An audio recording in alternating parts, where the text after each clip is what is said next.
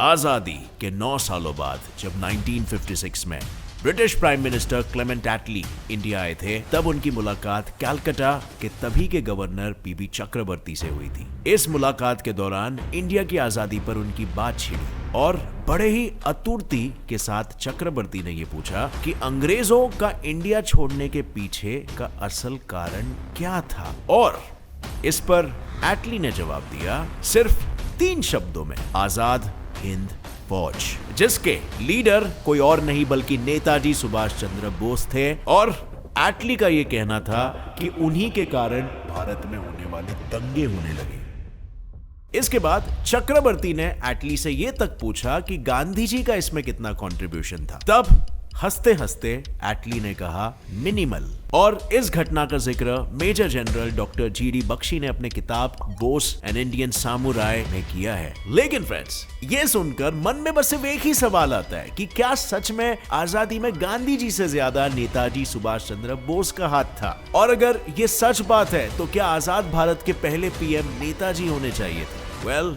असल में देखा जाए तो नेताजी ही इंडिपेंडेंट और अनडिवाइडेड भारत के पहले पीएम थे। लेकिन ये चीज आज तक एक डिबेटेबल थियरी रही है। अब सच्चाई क्या है वो तो हम जानेंगे ही, लेकिन उससे भी बड़ा सवाल तो ये है कि अगर नेताजी सच में हमारे पहले पीएम होते तो आज हमारा देश किस मुकाम पर होता? ये भी तो एक सोचने वाली बात है, राइट?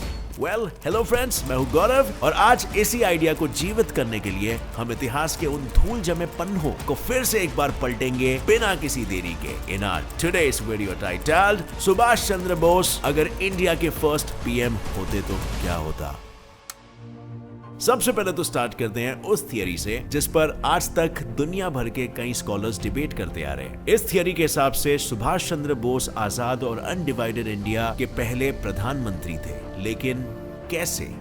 साल था 1942। जापान की मदद से सुभाष चंद्र बोस ने सिंगापुर में खुद की आजाद हिंद फौज स्थापित कर ली थी। इस फौज में शामिल थे ब्रिटिश इंडियन आर्मी के भारतीय सैनिक जिन्हें जापान ने पकड़ रखा था। और उस वक्त नेताजी हर देश में जाके वहां रहने वाले भारतीयों के मन में आजादी की चिंगारी जला रहे थे। उनके भाषण और उनका जुनून वहां रहने वाले आम भारतीय नागरिकों के मन में देशभक्ति जगाना और आजाद हिंद फौज के हिस्सा बनाने के लिए काफी था। अपने इन्हीं भाषणों के दौरान नेताजी ने उनसे ये वादा भी किया था कि वो अब 1 साल के अंदर अपनी फौज को आजाद भारत पर कदम रखवाएंगे। पर उससे पहले उन्होंने जापानी सेना के साथ मिलकर अंग्रेजों के खिलाफ 2 बहुत ही घमासान युद्ध लड़े, जिसका एहसान और नेताजी के सम्मान के रूप में जापान ने उनको ब्रिटिश से जीते हुए अपने अंडमान एंड निकोबार आइलैंड्स दे दिए थे, ताकि नेताजी अपनी फौज को आजाद भारत की जमीन पर ला सके। और यही जगह आजाद भारत का पहला हिस्सा बना जहां नेताजी ने एक आजाद और खुले आसमान में पहली बार तिरंगा को फड़काया और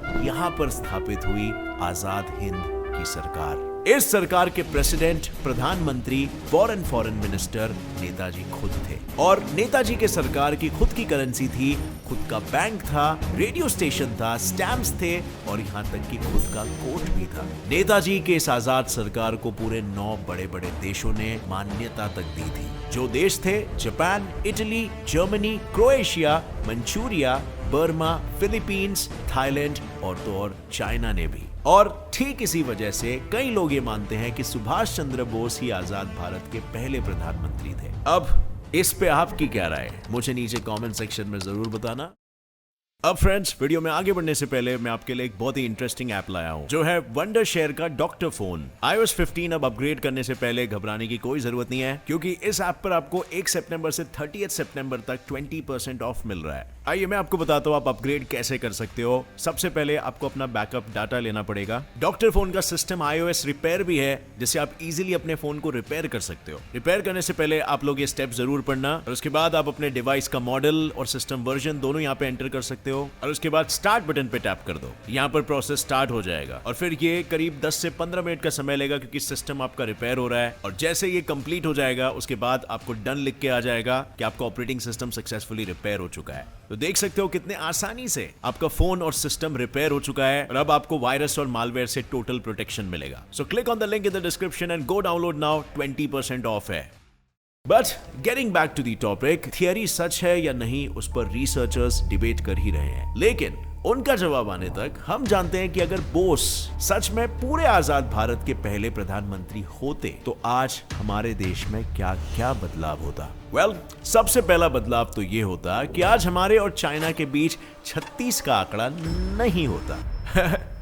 मुझे पता है ये थोड़ा सा अविश्वसनीय लग रहा होगा आपको, पर ये असल में सच है, क्योंकि 1938 के दौरान जब चाइना वर्ल्ड वॉर में हुए नुकसानों के कारण बुरी तरह से जूझ रहा था, तब उन्होंने इंडिया और इंडियन नेशनल कांग्रेस से मदद मांगी थी। और उस वक्त कांग्रेस के अध्यक्ष थे हमारे नेताजी, जिन्होंने 12 जून 1938 को पूरे देश में ऑल इंडिया चाइना डे घोषित कर दिया था।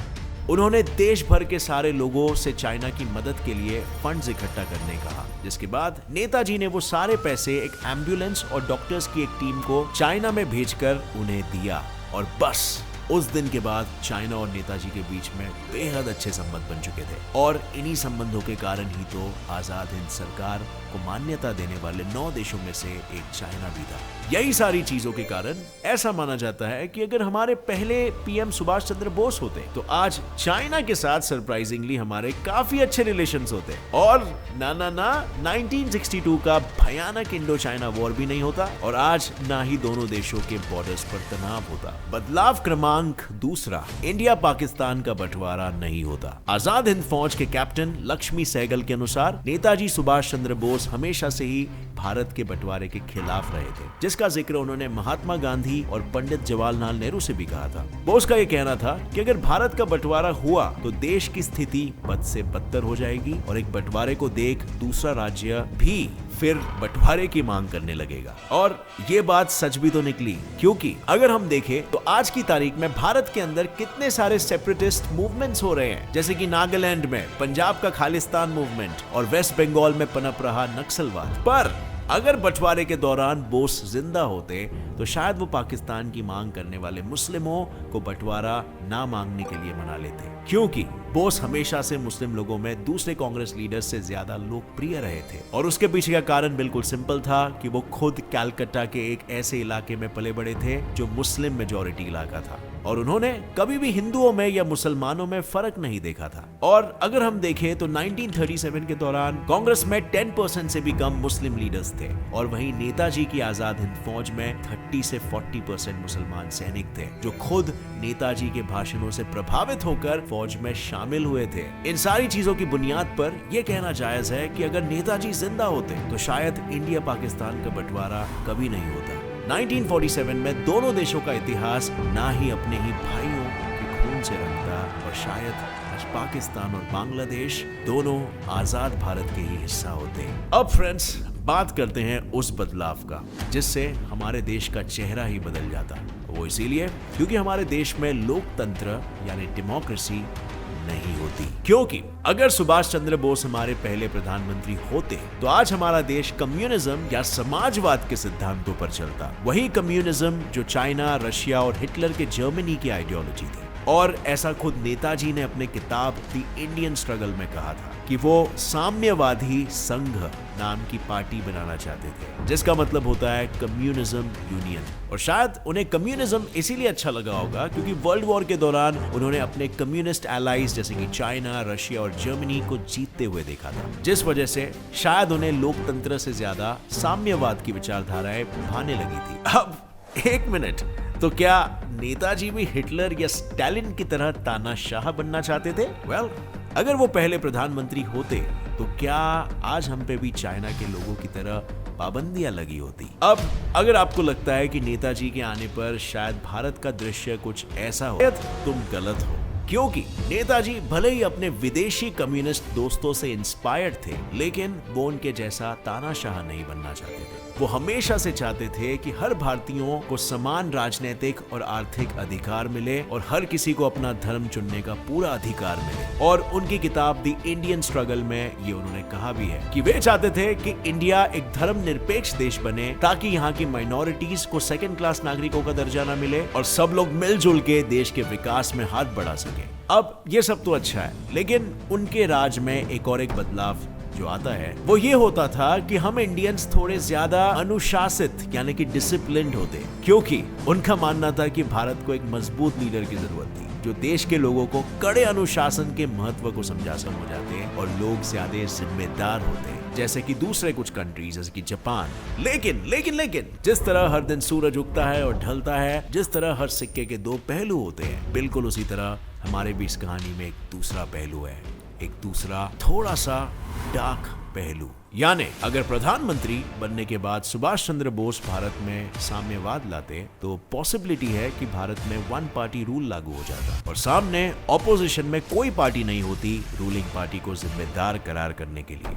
और नेताजी के मिलिट्री वैल्यूज देखते हुए ये कहना भी आसान है कि शायद भारत में संसद से ज्यादा मिलिट्री का रूल चलता, बिल्कुल स्टालिन या हिटलर की मिलिट्री की तरह। देखो, अब मैं ये जानता हूं कि नेताजी ये सब नहीं करते, बल्कि वो एक बहुत अच्छे नेता बनते, लेकिन उनके बाद जो भी प्रधानमंत्री आते, क्या गारंटी है कि वो भी नेताजी के सिद्धांतों पर चलते? I mean, इस तरीके से आप पावर को कॉन्सेंट्रेट कर रहे हो, right? And with power comes corruption. एक कहावत है ना, पावर करप्ट्स। सो क्या अगर उनके बाद आने वाले नेता ऐसा कुछ करते, उनके इंटेंशंस गलत हो सकते हैं और वो उन इंटेंशंस को वन पार्टी रूल के कारण हासिल भी कर पाते, जिस वजह से इस एनवायरनमेंट में शायद फिर हमारे आजाद भारत में जन्म लेता कोई हिटलर, जो नेताजी के धर्मनिरपेक्ष और संयुक्त भारत के टुकड़े कर देता। लेकिन फ्रेंड्स, फिलहाल तो हमने कुछ फैक्ट्स और नेताजी के जीवन की घटी घटनाओं की बुनियाद पर इस कहानी को बनाया है, पर असल में उनके प्रधानमंत्री बनने पे भारत कैसा होता वो तो हम तभी जान पाते अगर 1945 में ताइवान से रशिया आते वक्त उनका प्लेन क्रैश नहीं हुआ होता और